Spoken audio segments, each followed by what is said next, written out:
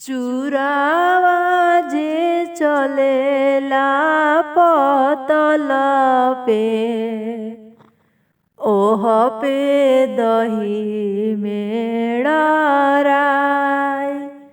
ओह पे दही मेड़राय।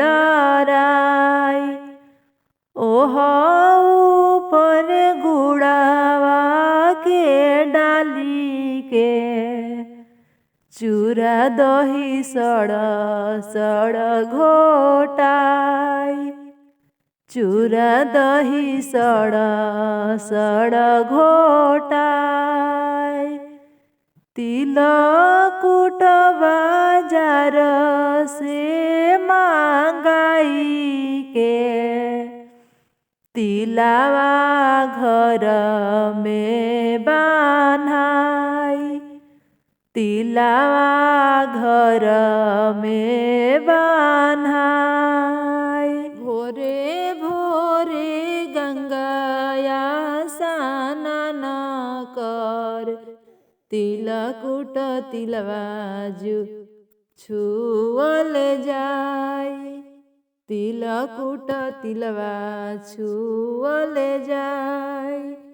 पंडित जी के घरवा बोलाई के, दही चूड़ा देबो जुठियाय, दही चूड़ा देबो जुठियाय।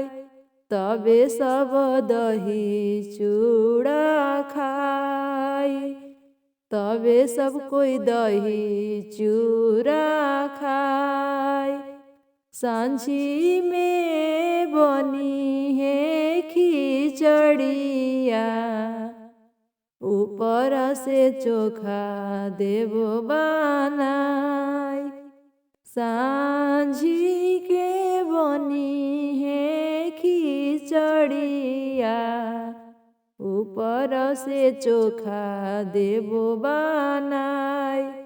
सब कोई ऐसही सकरात मनाय, सब कोई ऐसही सकरात मनाय। हमारे तरफ से हमारे प्रिय दर्शकों को happy Makar Sankranti in advance.